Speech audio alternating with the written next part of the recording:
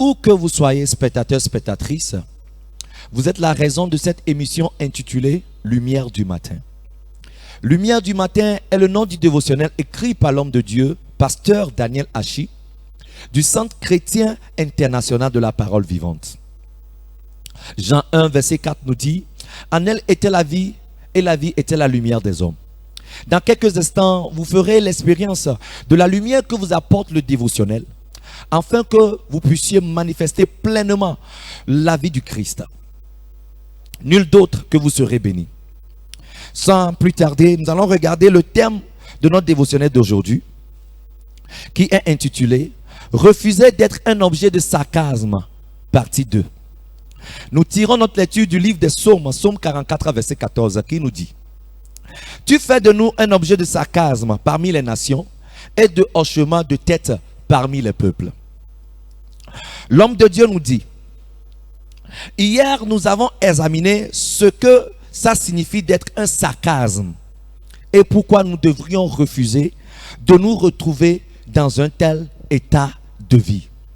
Pour ceux qui n'ont pas pu suivre la partie 1, je vous invite à aller sur notre chaîne Word Alive Daily Devotional.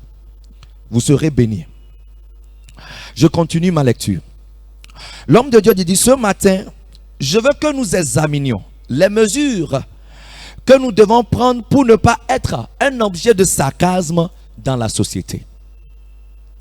Vous devez d'abord vous demander: quel est le plan originel de Dieu pour ma vie? Parce que votre compréhension de cela vous mettra dans une position où vous commencerez à analyser votre vie selon ce plan divin. Alléluia.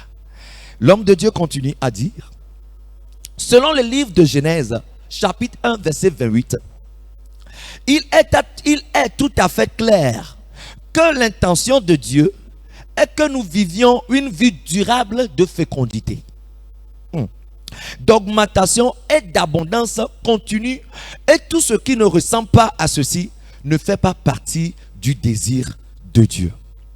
Alléluia. L'homme de Dieu continue. Sur cette compréhension, si vous devez éviter de devenir un objet de sarcasme dans cette vie, restez connectés à la fois à Dieu et à sa parole. Alléluia. Parce que lorsque vous comprenez le plan de Dieu pour votre vie, et nous savons que l'outil qui nous délivre, qui nous révèle le plan de Dieu pour notre vie, c'est sa parole qui se trouve dans la Bible.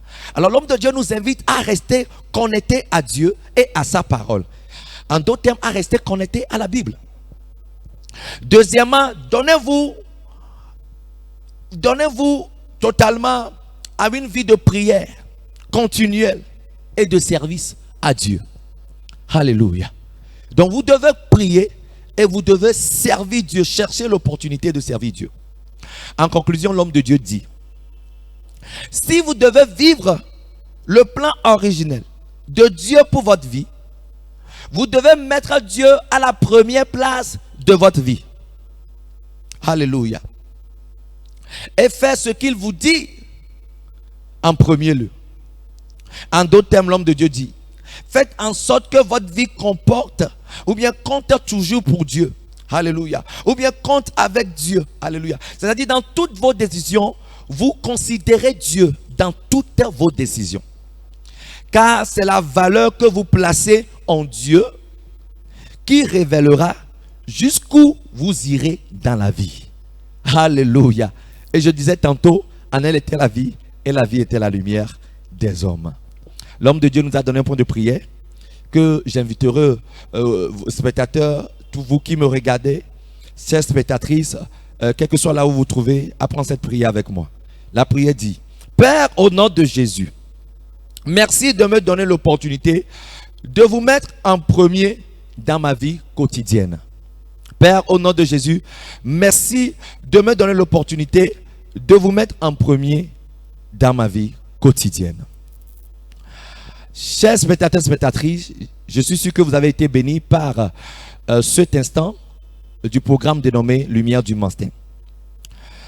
Passez une très bonne journée. Veuillez bien partager la connaissance de ce dévotionnel avec vos bien-aimés. D'ici là, portez-vous bien et on se dit à la prochaine. Au revoir.